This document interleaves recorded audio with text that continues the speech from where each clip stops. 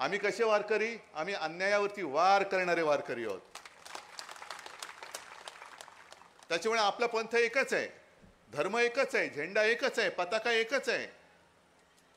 जो भगवा आपला छत्रपती शिवाजी महाराजांचा हिंदूंचा आहे, त्या भगव्यामध्ये छेद करणारे आणि हिंदुत्वामध्ये भेद करणारे जे भारतीय जनता पक्षाचे आता गोमूत्रधारी हिंदू आलेले आहेत, त्यांना त्यांची जागा दाखवून द्यायची आहे, त्यांना त्यांची जागा दाखवायची. मला आनंद आहे की मी हा एक परिवार संवाद दौरा सुरू केला, कुटुंब संवाद दौरा सुरू केला. त्याच्यामुळे मला सगळे माझ्या कुटुंबातली लोक भेटत आहेत आणि खात्री देत आहेत, जसं रायगडमधनं सुद्धा आपलाच खासदार येणार, आलाच पाहिजे, आणलाच पाहिजे. कारण का आणायचा? काल अर्थसंकल्प जाहीर झाला, त्याच्यावरती मला जे काय बोलायचं ते मी बोललोय. मोदी गॅरंटी बद्दल सुद्धा बोललोय, ऐकलं ना तुम्ही? मोदीजी आपले पंतप्रधान, गेल्या 2 वेळेला आपणही त्यांच्या प्रचारासाठी होतोच. असं काही नाही की ते एकट्याच्या जीवावरती पंतप्रधान झाले. शिवसेना तुमच्या अडचणीच्या काळामध्ये जर शिवसेना प्रमुख तुमच्या सोबत उभे राहिले नसते, पाठी उभे राहिले नसते, तर वाजपेयीजी तुमचं काय करत होते हे लक्षात ठेवा जरा. हे शिवसेना प्रमुखांचं, शिवसेनेचं ऋण हे विसरू नका. पण मोठं सांगतात की मेरी गॅरंटी आहे, मोदी गॅरंटी आहे. मोदी गॅरंटी म्हणजे कोणती गॅरंटी? कि भ्रष्टाचार करा, भाजपात या, आपको कुछ नहीं होगा, मेरी मोदी गॅरंटी है. ज्यांच्यावरती भ्रष्टाचाराचे आरोप करून त्यांना तुम्ही घाबरवलं, ईडी सोडली, सीबीआय सोडलं, इन्कम टॅक्स सोडलं. माझा जाहीर प्रश्न आहे, तुम्ही आज आमच्या लोकांना त्रास देत आहेत. रवींद्र वायकरच्या घरी माणसं पाठवत आहेत, किशोरी पेडणेकरच्या मागे लावलेत, अनिल परबच्या मागे लावलेत. साध्या शिवसैनिकांच्या घरामध्ये अगदी काही प्रसंगी मुंबईतल्या झोपडीमध्ये सुद्धा यांची पथकं गेली होती. मग ज्यांच्यावरती तुम्ही आरोप केले होते, तुमचेच ते तोतले, त्यांनी आरोप केले होते आणि ते तुमच्या पक्षात आल्यानंतर किती जणांच्या चौकशा सुरू आहेत.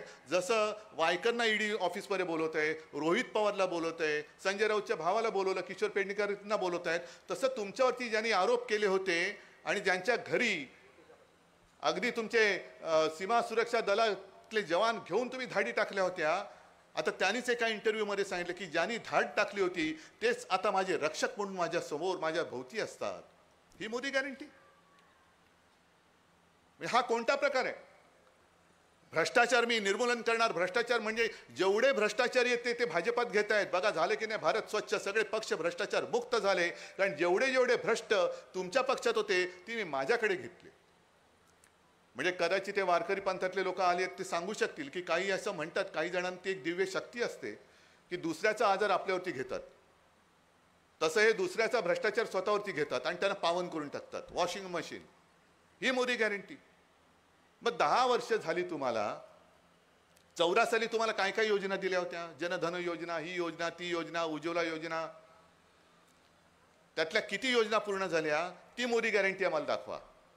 जल जीवन मिशन किती पूर्ण झालं? उज्ज्वला योजना किती? तुम्ही ग्रामीण भागातल्या महिला पण आहेत ना इकडे, किती तुम्हाला? मला खरंच आनंद होईल की सगळ्या जणांनी हात वर केला की होय आम्हाला याचा लाभ झाला, तर मला खरंच आनंद वाटेल. उज्ज्वला योजनेचा लाभ किती जणींना झाला मला हात वर करून दाखवा.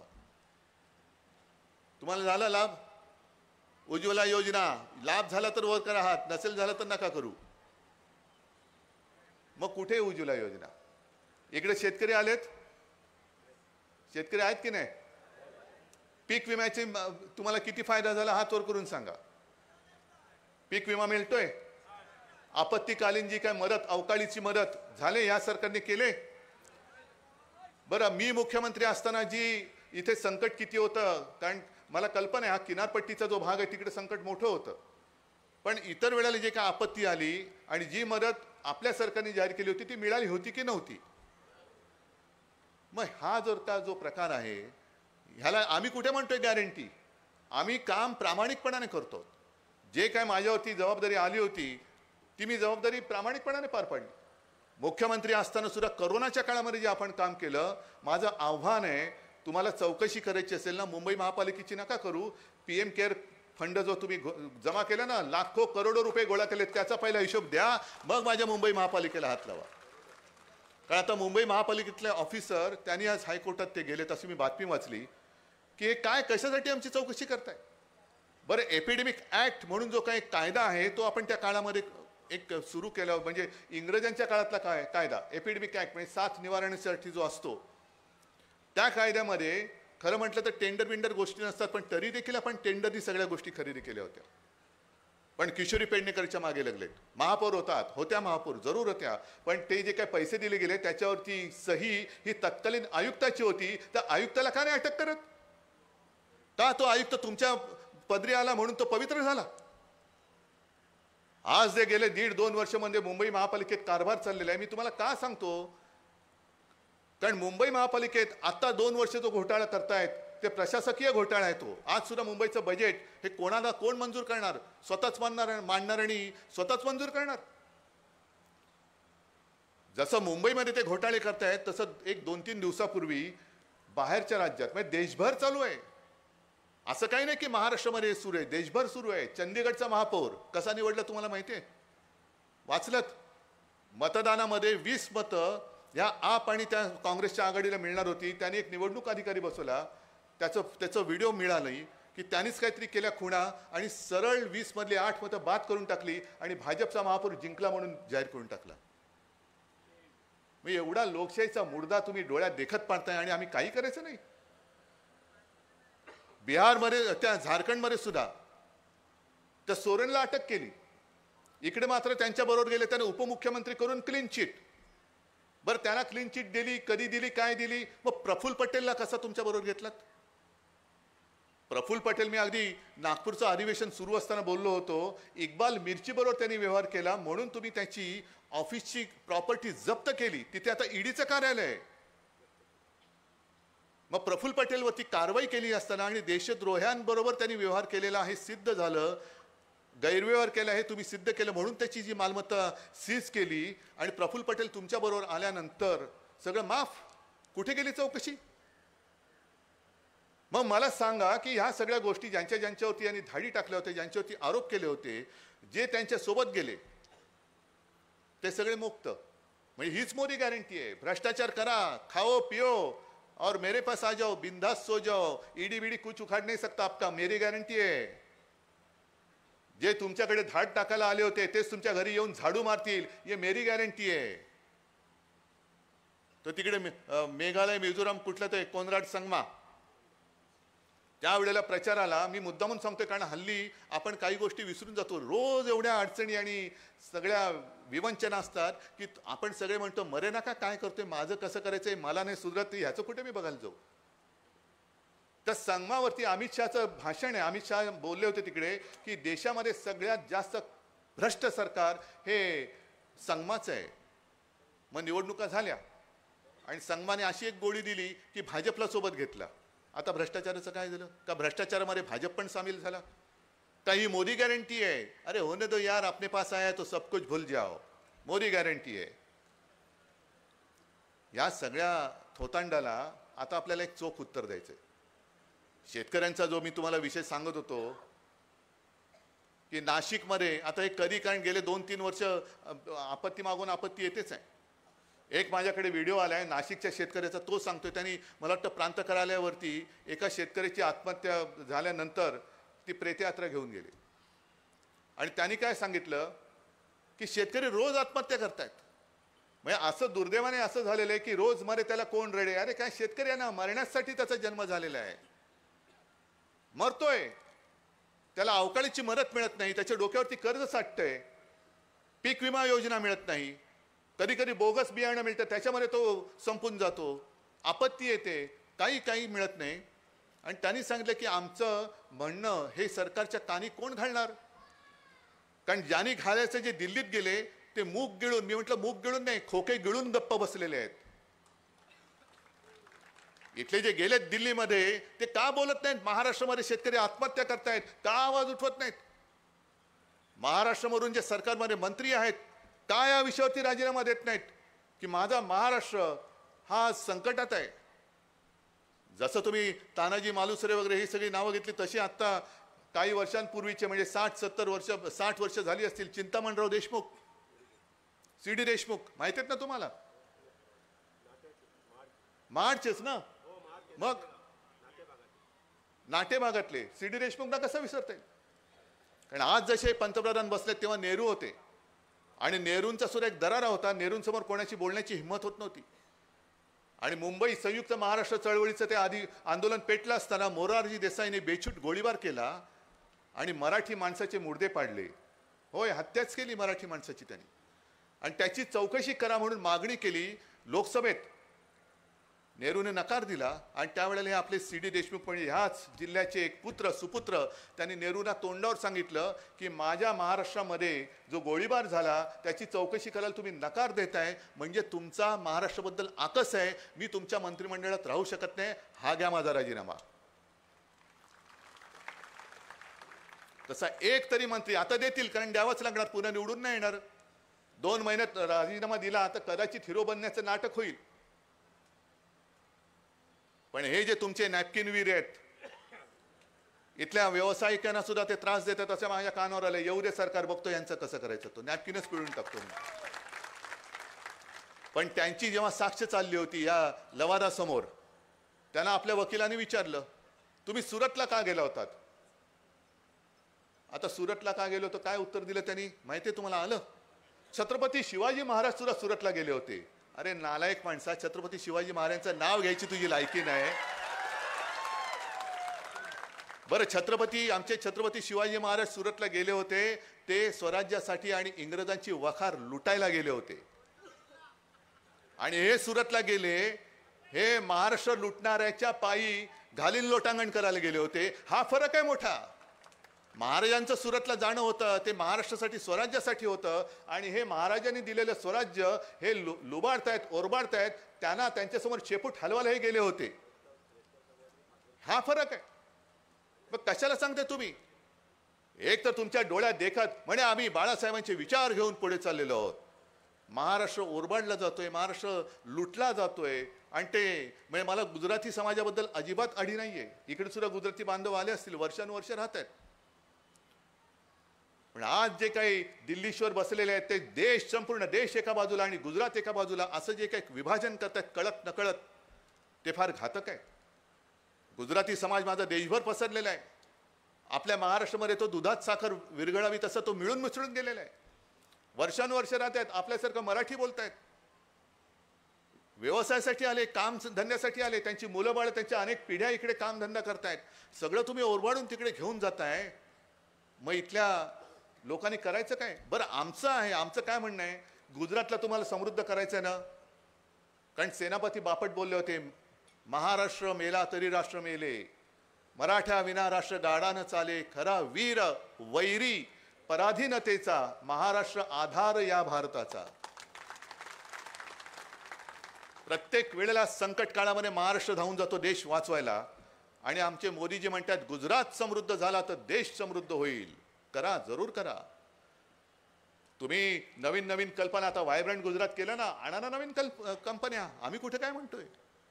दावोसला आता जे काय भरला होता सगळा मेळा, आणा नवीन कंपन्या. पण महाराष्ट्रामध्ये येणाऱ्या आणि महाराष्ट्रामध्ये ज्या कंपन्या होत्या, मग ते डायमंड मार्केट असेल, बल्क ड्रग पार्क असेल, आणखीन काही गोष्टी असतील, हे तुम्ही गुजरातला घेऊन जाताय.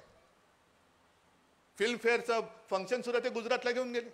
क्रिकेटची फायनलची मॅच गुजरातला घेऊन गेले. सगळंच घेऊन जात आहेत. म्हणजे महाराष्ट्र कंगाल करायचा आणि गुजरातची भरभराट करायची असं नाही चालणार. हे नाही चालणार. गुजरातला जरूर करा, पण माझ्या महाराष्ट्राच्या हक्काचं जर तुम्ही लुबाडण्याचा प्रयत्न केला तर मग महाराष्ट्रातले सगळे वीर आहेत आणि तुम्ही आहात, होऊन जाऊ दे, एकदा होऊन जाऊ दे. हा प्रश्न गीतेसाहेब तुम्ही बोललात, तुमच्या भावना, तुमचं सगळ्यांचं प्रेम समजू शकतो. उद्धवजी ठाकरे परत मुख्यमंत्री झाले पाहिजेत. नाही, मी माझ्यासाठी नाही लढत आहे. माझी तळमळ जी आहे, मला जर मुख्यमंत्री पदासाठी मी चिकटून राहायचं ठरवलं असतं तर मी राजीनामा दिला नसता. आणि कोर्टाने सुद्धा सांगितले की जर राजीनामा दिला नसता तर उद्धव ठाकरेंना आम्ही पुन्हा मुख्यमंत्री करू शकलो असतो. पण मला त्या गोष्टीचा मोहच नव्हता. नाही तर चिकटलं असतो मी. ज्या गोष्टीचा मोहच नाही मला, ते तुम्ही काय माझ्याकडनं काढताय. पण जेव्हा माझ्यावरती जबाबदारी आली, ती जबाबदारी मी प्रामाणिकपणाने पार पाडली होती. आणि तीच जबाबदारी मी आता पाडतोय. मी मुख्यमंत्री नाही, माझ्याकडे पक्ष नाही, माझ्याकडे चिन्ह नाही, माझे वडील सुद्धा हे चोरतायत, स्वतःच्या वडिलांचा अभिमान नाही, अशी ही औलाद. अरे जर तुमच्या मर्दानगी असेल तर माझ्या वडिलांचे फोटो लावण्याच्या ऐवजी स्वतःच्या वडिलांचे लावा आणि एक मत मिळून दाखवा. दाखवा तुमच्या वडिलांचं कर्तृत्व. पण ना भारतीय जनता पक्षाकडे कोणी नेता आहे की ज्याच्या नावावर आज मतं मिळतील, ना आजपर्यंत कोणी आदर्श निर्माण केले, ना विचार दिले. मग बाळासाहेब ठाकरे हिंदू हृदय सम्राट चोरा, डॉक्टर बाबासाहेब आंबेडकर चोरा, सुभाष बाबू चोरा, सगळंच, सरदार वल्लभभाई पटेल चोरा. अरे चोर बाजार मांडलाय तुम्ही, पक्ष कुठे तुमचा? हा चोर बाजार आहे, पक्षच नाहीये. जे विचार शिवसेना प्रमुखांनी दिले म्हणून आज सुद्धा, जे विचार माझ्या आजोबांनी दिले म्हणून आज सुद्धा, आणि जे काम मी करतोय म्हणून तुम्ही सगळेजण माझ्याकडे काहीही नसताना येता आहात, प्रेम करता आहात. ह्याला म्हणतात भाग्य, ह्याला म्हणतात नशीब. आणि म्हणे घराणेशाही आहे, घराणेशाही नाही, मी घराण्याची परंपरा मानणार आहे आणि मला अभिमान आहे माझ्या घराण्याचा, माझ्या पूर्वजांचा मला अभिमान आहे.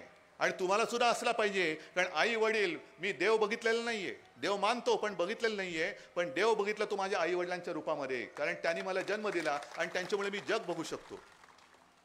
गुरुदेव भव पितृदेव भव ही माझी संस्कृती, हे संस्कार आहे. पण ज्याला काही परिवाराशी काही देणं घेणं नाही, तो माझ्या घराणेशाहीवर तर बोलतोय.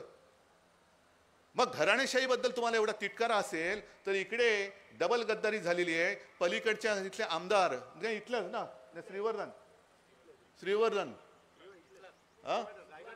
ना, रायगड पण मतदारसंघ, श्रीवर्धन, त्याच्यानंतर रायगड, म्हणजे इकडे खासदार, त्यांची मुलगी, त्यांची मुलं, सगळं घराण्याच्या घराणं हे तुम्हाला चालतं. मग आज त्यांनी जाहीर करावं की या घराण्यातल्या एकाला सुद्धा तिकीट देणार नाही. बघा ते घराणं तुमच्या सोबत राहतं का? नाही, दलाल वगैरे हे पण त्यांचाच पक्ष झालाय, तो आता त्यांचाच पक्ष झालाय. म्हणजे तुम्हाला तुमच्या सोबत कठीण काळामध्ये राहणारे मित्र, त्यांना तुम्ही घराणेशाही म्हणून दूर करतात आणि तुम्ही ही गद्दारांची घराणेशाही, गद्दारांची पिलावळ ही तुम्हाला चालते, कारण तुमची पालखी वाहतात म्हणून. आम्ही ज्ञानोबाची पालखी वाहू, तुकोबाची वाहू, शिवाजी महाराजांची वाहू, भवानी मातेची वाहू, पण भाजपची पालखी नाही वाहणार, अजिबात नाही. आम्ही तुमच्या पालखीचे भोई नाही आहोत. हे भोई तुमची घराणीच्या घराणी असतील, पण मग त्यांनी सांगावं की या घराणेशाहीला विरोध करताना, माझ्या घराणेशाहीला विरोध करता तर तटकरेंच्या घराणेशाहीला तुमचा विरोध आहे की नाही, हे मोदींनी पहिले सांगावं. नाही, सगळंच आहे ते. आता थोडं सिंचन तिकडे झालं म्हणून त्यांना क्लीन चिट मिळाली, हेच तर मी म्हणतोय मोदी गॅरंटी. आधी सगळे सिंचन घोटाळा असेल, तो सगळा शिखर बँकेतला असेल, आणखीन काही असेल, सगळे घोटाळ्यांचे आरोप केले. स्वतः पंतप्रधान मोदींनी मध्य प्रदेशमध्ये, मला वाटतं एनसीपी, मध्य प्रदेशमध्येच ना, एनसीपी वरती 70,000 कोटीचा घोटाळा आरोप केले आणि 8 दिवसामध्ये हा सगळा कंपू त्यांच्यात गेला. म्हणजे तुम्ही किती पैसे खा, साधे सुधे नाही घ्यायचे. म्हणजे किशोरी पेडणेकरांवरती वगैरे जे काय आरोप आहेत, एकतर एक पैसा खाल्लेला नाहीये. वायकरांवरती आरोप आहे, किती पैसे खाल्ले असं तुमच्यावर आरोप आहे. एवढे हेड किती खाल्ले? हजारो कोटी. ये तुला मुख्यमंत्री करतो, तुला उपमुख्यमंत्री करतो, कुछ नहीं होगा. अरे यार, ईडी बीडी सब झाडू लगाएंगे, मेरी गॅरंटी आहे. हा सगळं भ्रष्ट जनतेचा पक्ष, फेकडांचा पक्ष, भाकडांचा पक्ष, काल सांगितलं इकडून तिकडे उड्या मारणाऱ्या बेडकांचा पक्ष. किती लावायचं? बीजेपी बीजेपी बीजेपी, म्हणजे सगळी बाराखडी संपेल, पण तरी यांची जी काही वृत्ती आहे ती संपणार नाही. पण ती संपू तुम्ही शकता. गेल्या वेळेला लोकसभेला मी चालू होतो यांना पंतप्रधान करा म्हणून, आता मी चालू आहे की आपल्याला आता हुकुमशाही नको म्हणून. जर पुन्हा, म्हणजे मी काल सांगितलं 26 जानेवारीला कालच्या प्रजासत्ताक दिन चिरायू हो, म्हटलं खरंच ही प्रार्थनाच करावी लागेल, कारण आता निवडणुकीत पुन्हा जर का ते आले तर कदाचित पुढच्या वर्षीचा प्रजासत्ताक दिनच येणार नाही. हे घटना पायदळी तुडवतायत, घटनेचा भर दिवसा मुर्दा पाडतायत, लोकशाहीचा मुर्दा पाडतायत, संपूर्ण सगळ्यांवरती दबाव आणतायत. जे जे विरोधी पक्षात आहेत, अरे माझा पक्ष चोरलात, सगळं चोरलं, मग आता माझ्या लोकांच्या मागे का लागता? तुम्ही 400 पार होणार आहात ना, मग व्हा ना 400 पार, बघतो ना आम्ही. आता तर आम्ही तुम्ही 400 पार कसे होतात तेच बघतो. माझ्या साध्या साध्या लोकांवरती जुन्या जुन्या पोलीस केसेस काढून त्रास देत आहेत, जुन्या कुठल्या तरी केसेस काढून इन्कम टॅक्सच्या नोटिसी पाठवत आहेत. मग तुमच्याकडे सगळे टोणगे आलेत, बाजार बुणगे आलेत, त्यांच्या केसेसचा सुद्धा आम्हाला, जसं एक 8-10 दिवसापूर्वी जो लबाडाने न्याय दिला, निकाल दिला, न्याय नाही दिला, निकाल दिला, त्याचं भांडाफोड आम्ही जनता न्यायालयात केलं, तसंच मग तुमच्याकडे आलेल्या या सगळ्या भ्रष्ट लोकांचा भांडाफोड आम्हाला जनतेच्या समोर करावं लागेल. आणि मग मला विचारायचंय, विरोधी पक्षात आहेत, हेमंत सोरेनला अटक केली, नितीश कुमार तुमच्याकडे आल्या होती, सगळं साफ, त्यांच्या सुद्धा आप्तस्वकीयांवरती ज्या धाडी पडल्या होत्या त्याचं पुढे काय करणार? लालू प्रसादला लगेच समन्स, तेजस्वी यादवला समन्स, इकडे रोहित पवारला समन्स, आमच्या किशोरीताई असतील सगळ्यांना समन्स.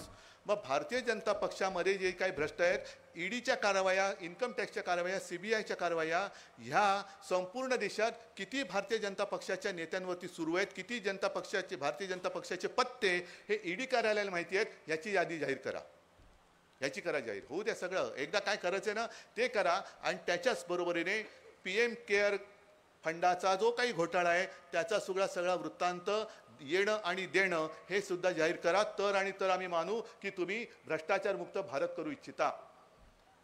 माझं म्हणणं पटते की नाही पटत? का उगाच त्यांच्यावरती आग पाकडतोय, मी टीका करतोय, काहीतरी विद्वेषाने बोलतोय? नाही, मी सत्य आहे ते बोलतोय. आणि सत्य नेहमी कटू असतं. आणि मला असं वाटतं की कटू असलं तरी सत्य सांगणारा कोणतरी मित्र लागतो. हे आम्ही त्यांच्यासोबत होतो, त्यांना वाटलं हा आपला विरोधक आहे. मग तुम्हाला नुसतं भलामण करणारे भक्त पाहिजे असतील. आम्ही भक्त आहोत, पण आम्ही शिवबाचे भक्त आहोत, आम्ही भारत मातेचे भक्त आहोत. आम्ही कोणत्याही व्यक्तीचे भक्त नाही, अजिबात नाही. आणि तसेच सगळे तुम्ही सुद्धा देशभक्त आहात. हा देश आपल्याला वाचवायचा आहे. नुसतं कोणाला तरी मला मुख्यमंत्री करायचे, गीते साहेबांना खासदार करायचे, स्नेहलताईला आमदार करायचे, आणि नवगणेला आमदार करायचे, आणखीन आमदार करायचे, ही एवढीच नाही आहे लढाई. तर तुम्हाला न्याय हक्कासाठी लढणारा तुमचा हक्काचा प्रतिनिधी तिकडे पाठवायचा आहे, की जेणेकरून आपण जे काही का मोठ्या लढाईनंतर आपल्या देशाला जे स्वातंत्र्य मिळवलंय, त्या स्वातंत्र्य लढ्यात आता ते स्वातंत्र्य सैनिक पण पिढीनुसार गेले सगळे, जवळपास कुठेतरी थोडेसे राहिले असतील. पण त्यांनी जर का तेव्हा कष्ट घेतले नसते, जर का त्यांनी तुरुंगवास भोगला नसता, आता हे ईडीच्या भीतीने सगळे पलटायत. ईडी आली, पण तेव्हा इंग्रजांचा तुरुंगवास होता. एकदा तुरुंगात गेल्यानंतर जसं सावरकर अंदमानला जायचं माहिती होतं, अंदमानमधनं कोण परत येईल अपेक्षा नव्हती, तरी सुद्धा त्यांनी तुरुंगवास भोगला. असे असंख्य हजारो लाखो, त्यांचं काय नाव सुद्धा नसेल, ते इंग्रजांच्या जुलमामुळे कदाचित वारले असतील, गेले असतील, किंवा आयुष्यभर तुरुंगात चढले असतील. पण त्यांनी कष्ट नसते घेतले तर आज आपण भारत माता की जय बोलू शकलो नसतो. हे त्यांचे उपकार आपण विसरता कामा नये. हे त्यांचे उपकार आहेत.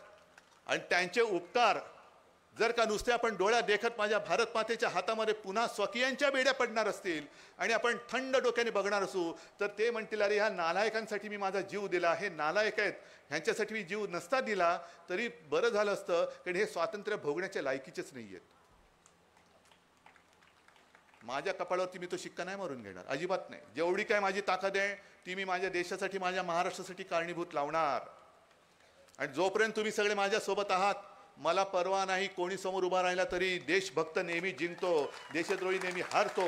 आणि त्याच्यासाठी आज हा जो माझा कुटुंब संवाद दौरा आहे, तो दौरा मी पुढे पुढे घेऊन चाललेलो आहे. पण ही लढाई साधी समजू नका.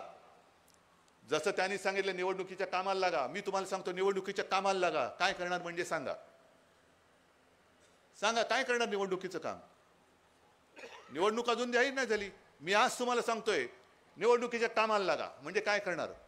उद्धव ठाकरेंनी आदेश दिले सगळ्यांनी निवडणुकीच्या कामाला लागा. नाही, काम मोठं आहे. ज्याप्रमाणे आता ते गावागावामध्ये ते मोदी सरकारचा रथ फिरतोय ना, सरकार आपल्या दारी थापामारी, पण गावागावात मोदी सरकारचा रथ गावकरी अडवत आहेत, शेतकरी अडवत आहेत, आणि त्यांना परत पाठवत आहेत की अरे तू बोलतोय. अरे काल तर मी बातमी वाचली, नगरमध्ये त्या खासदाराला सांगितलं एका शेतकऱ्याने, अहो आम्हाला तुम्ही योजना जाहीर केल्या त्या नाही मिळाल्या. मग एक जण गर्दीतनं बोललाय याला खेटराचे माळ घाला. मग ही जी चर्चा आहे ना, मी जो तुम्हाला कार्यक्रम दिला होता होऊ दे चर्चा, जसं 2014 साली मोदीजीने आणली होती चाय पे चर्चा, तसं तुम्ही सुरू करा होऊ दे चर्चा. घेऊन बसा 10 वर्षाचा आढावा. 14 साली काय सांगितलं होतं? अच्छे दिन आएंगे, आले का? तुमच्या खात्यामध्ये 15 लाख रुपये येणार, आले का? शेतकऱ्याचे उत्पन्न दुप्पट होणार का? उज्ज्वला योजनेमध्ये एवढे सिलेंडर फुकट मिळाले का? जनधन योजनेमध्ये एवढे पैसे मिळणार, मिळाले का? पीक विमा, प्रधानमंत्री फसल विमा योजना मिळाली का?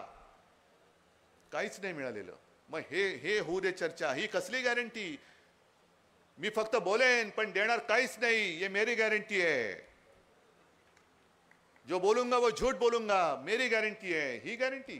हे निवडणुकीचं काम, हे निवडणुकीचं काम आहे. लोकांमध्ये जा, जागा करा त्यांना, मोठमोठ्या सभा घेऊ नका, पण जिथे जिथे महिला असतील जा तुम्ही. आता आशा वर्कर आहेत, अंगणवाडी सेविका आहेत. सीतारामनबाईंनी काल जाहीर केलं की आम्ही तरुण, महिला, शेतकरी आणि गरीब यांच्यासाठी काम करणाऱ्या 4च जाती आहेत. मग अंगणवाडी सेविका संप करतायत, त्या महिला नाही आहेत? आशा सेविकांना सगळं काही मिळते का बघा. शेतकऱ्याला त्यांचं जे काय मिळायला पाहिजे, हक्काचं मिळायला पाहिजे, मिळते का? मग कुठे 10 वर्ष केलं काय? आता तुम्हाला कळलं या देशामध्ये 4 जाती आहेत. मग महाराष्ट्रामध्ये जातनिहाय सर्वेक्षण का करताय तुम्ही? मग जर घरी कोणाला जातनिहाय सर्वेक्षणाला, तुमची जात काय? मी महिला, मी तरुण, मी शेतकरी, पण बहुतेकांची जात ते सांगतील गरीब.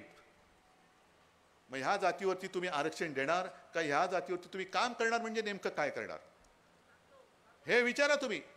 मग तुमच्याकडे जेव्हा त्यांचे नेते येतील तेव्हा त्यांना विचारा, बाबा तुला आज साक्षात्कार झाला, आज साक्षात्कार झाला. निवडून येताना तुम्हाला 4 जाती दिसतात, निवडून आल्यानंतर तुम्हाला फक्त सुटाबुटातल्या जाती दिसतात. तुमचे मित्र म्हणजे देश नाही, देश म्हणजे माझी ही जनता, माझ्या समोर बसलेली ही माझी जनता आहे आणि ह्यांच्यासाठी काम करा. तुमच्या मित्रासाठी काम करू नका. घराणेशाहीवरती टीका जरूर करा, पण आम्ही तुमच्या मित्रशाहीवरती टीका करतो. सगळं काही तुमच्या मित्राला, सगळं काही मित्राला. कोण मित्र तुम्हाला माहिती आहे? माहिती आहे की नाही? बरं झालं मला सांगितलं. पण वापरून तुम्हाला घ्यायचं, मतं तुमची, म्हणजे मत तुमचं आणि किंमत त्यांची. मत तुमचं आणि किंमत त्यांना, हे नाही चालणार. आता तुम्हाला हिंमत दाखवावी लागेल, हिंमत दाखवावी लागेल. आणि याच्या पुढे इकडे मी तर म्हणेन, अगदी भाजपचे सुद्धा कार्यकर्ते असतील, आजूबाजूला असतील, टीव्हीवरनं बघत असतील, RSSचे कार्यकर्ते असतील, RSSने सुद्धा पिढ्यानपिढ्या यांना मजबूत करण्यात घालवले आहेत. आयुष्याचे आयुष्य बर्बाद झालेले आहेत त्यांची. घरदार काही तर अविवाहित राहिले, घरदार संसार सगळं मोडून टाकलं त्यांनी. पण नाही, हिंदुत्व, हिंदुत्व, हे हिंदुत्व नाही, अजिबात नाही. मी हुकुमशाहीला हिंदुत्व मानणार नाही, अजिबात नाही. पण त्यांनी सुद्धा विचार केला पाहिजे की जे सगळं पक्ष चोरणारं तुमचं हिंदुत्व आहे का? पक्ष फोडणारं तुमचं हिंदुत्व आहे का? हिंदूंमध्ये भेदभाव करणारं तुमचं हिंदुत्व आहे का? आणि पुढच्या पिढ्या हुकुमशहाच्या हातात देणारं, पुढच्या पिढ्या केवळ आमच्या नाही, त्याच्यात RSSच्या पण आल्या, भाजपच्या पण आल्या, ज्यांच्या अंधभक्तांच्या सुद्धा आल्या. या सगळ्या पिढ्या ह्या तुम्ही हुकुमशहाच्या हातामध्ये देण्याचं पाप करू नका. हे मी अगदी भाजपच्या कार्यकर्त्यांना, RSSच्या कार्यकर्त्यांना आणि अंधभक्तांना सुद्धा सांगतो आहे. आणि त्यासाठी आपली लढाई आहे. आज मला बरं वाटलं की एक कुटुंबाला साथ घातल्यानंतर एवढे माझे कुटुंबीय माझ्यासोबत आलेले आहेत. आज ही माझ्या दिवसातली पहिली सभा आहे. अजून 2 सभा पुढे आहेत. पुन्हा परवापासून मी सिंधुदुर्ग आणि रत्नागिरीमध्ये आहे. आता हे सगळीकडे बोलत जाणार आहे. मी ज्या ज्या काही गोष्टी येतील त्या बोलत जाणार. आणि एकच सांगतो, आपल्याकडे ती एक आहे ना, राजा जागा रहा, रात्र वैरेची आहे. तुम्ही राजा आहात, मतदार राजे, मतदार राजा जागा रहा.